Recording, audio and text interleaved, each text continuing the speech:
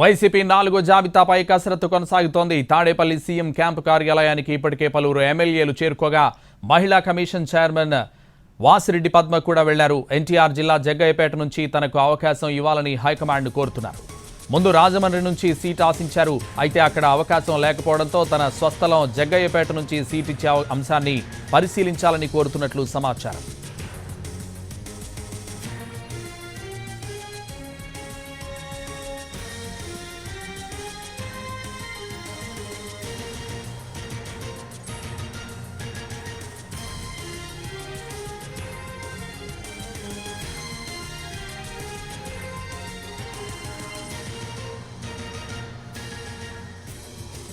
YCP 4వ జాబితాపై కసరత్తు కొనసాగుతోంది.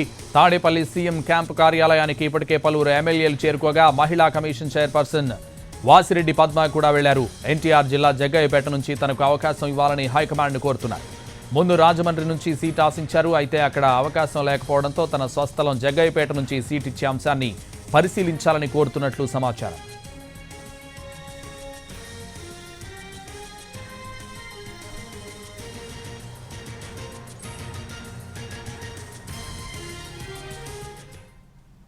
వైసీపీ 4వ జాబితాపై కసరత్తు కొనసాగుతోంది. తాడేపల్లి సీఎం క్యాంపు కార్యాలయానికి ఇప్పటికే పలువురు ఎమ్మెల్యేలు చేరుకోగా మహిళా కమిషన్ చైర్పర్సన్ వాసిరెడ్డి పద్మ కూడా వెళ్లారు. ఇదే విషయానికి సంబంధించి మరింత సమాచారం మా ప్రతినిధి రెహానా లైవ్ లో అందిస్తారు. రెహానా,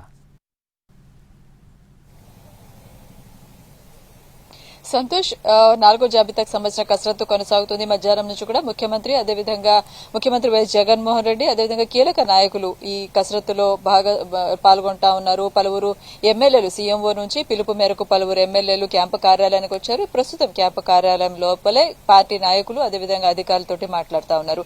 ఇప్పటి వరకు వచ్చిన ఎమ్మెల్యేలు మనం చూసుకున్నట్లయితే ప్రధానంగా ప్రకాశం జిల్లాకు సంబంధించి పలు నియోజకవర్గాల్లో కొంత క్లారిటీ రావాల్సి ఉంది. దీనికి సంబంధించిన కసరత్తు కొనసాగుతూ ఉంది. ప్రధానంగా మార్కాపురం నియోజకవర్గంలో పునరాలోచనలో పడినట్టుగా సమాచారం అందుతుంది. మార్కాపురంలో ప్రస్తుతం సిట్టింగ్ ఎమ్మెల్యే నాగార్జున రెడ్డి ఉన్నారు. ఆయన స్థానంలో మార్కాపురం పార్టీ జిల్లా అధ్యక్షుడు జంకి వెంకటరెడ్డికి ఇవ్వాలని పార్టీ భావిస్తూ వచ్చింది. అయితే దాని తుది ఖరారు చేసినప్పుడు కూడా అధికారికంగా వెల్లడించలేదు.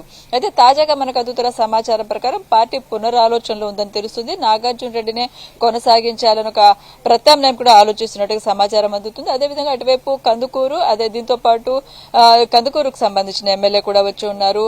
ఇక మరోవైపు చూసుకున్నట్లయితే ఆశావహులు కూడా ఒకవైపు తమకు స్థానం మరొకసారి కొనసాగింపు ఇవ్వాలని ఎమ్మెల్యేలు కోరుతా ఉంటే కొత్తగా తమకు అవకాశం కల్పించాలని ఆశావహుల ప్రయత్నాలు కూడా ముమ్మరం చేశారు. మహిళా commission chairperson Vasireddy Padma camp కార్యాలయానికి వచ్చారు. ప్రస్తుతం పార్టీలో ఉన్న పెద్దలతోటి ఆమె మాట్లాడుతా ఉన్నారు.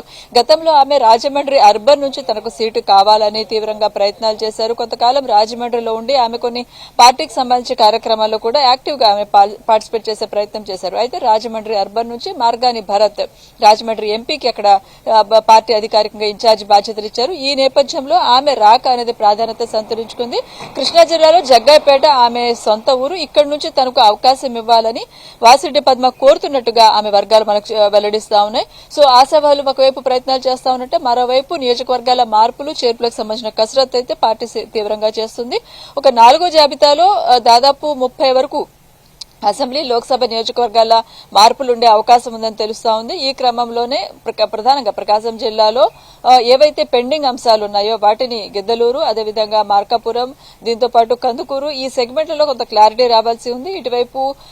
ఇటువైపు పల్నాడు జిల్లాకు సంబంధించిన ఎమ్మెల్యేలు కూడా వచ్చారు. పిన్నెల రామకృష్ణారెడ్డి ఇతర నాయకులు వచ్చారు. వీళ్లు నర్సరావుపేట ఎంపీ అభ్యర్థిని మార్పు చేయొద్దంటూ అధిష్టానం దృష్టికి తీసుకొచ్చారు. మొత్తం మీద అయితే క్యాంపు కార్యాలయంలో ఈ కసరత్తు సీరియస్ గా కొనసాగుతోంది. సంతోష్, రెహానా, 4వ జాబితాలో ముఖ్యంగా ఏ జిల్లాలకు సంబంధించి అభ్యర్థులు ఉండే అవకాశం ఉంది?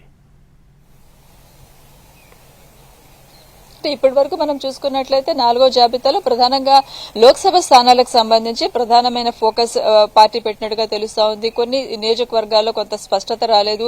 విజయనగరం జిల్లాకు సంబంధించి విజయనగరం లోక్సభ స్థానాన్ని సిట్టింగ్ ఎంపీ బెల్లాన చంద్రశేఖర్కి కంటిన్యూ చేస్తారనే ప్రచారం ఉంది. అయితే మధ్య శ్రీనివాస్ చిన్నిసీని పేరు కూడా వినిపిస్తా ఉంది. దీంతో పాటు అనకాపల్లి, అదేవిధంగా అమలాపురం, ఇటువైపు అమలాపురం, దీంతో పాటు రాజమండ్రి, కాకినాడ, మచిలీపట్నం, నంద్యాల, నర్సరావుపేట, గుంటూరు, నర్సాపురం ఈ నియోజకవర్గాలకు సంబంధించి లోక్సభకు సంబంధించి పార్టీ నిర్ణయాలు తీసుకోవాల్సి ఉంది. దీనికి సంబంధించిన కసరత్తు జరుగుతోంది. దీంతో పాటు పలు అసెంబ్లీ నియోజకవర్గాలకు సంబంధించి కూడా దాదాపు 15 నుంచి 20 వరకు అసెంబ్లీ నియోజకవర్గాలకు సంబంధించి కూడా కసరత్తు కొనసాగుతుంది. ఈ కసరత్తు అంతా పూర్తయిన తర్వాత చివరి ఫేజ్ గా దీన్ని విడుదల చేసే ఆలోచనలో పార్టీ హైకమాండ్ ఉన్నట్టు మనకు సమాచారం అందుతుంది. సంతోష్. Right, thank you రెహన్.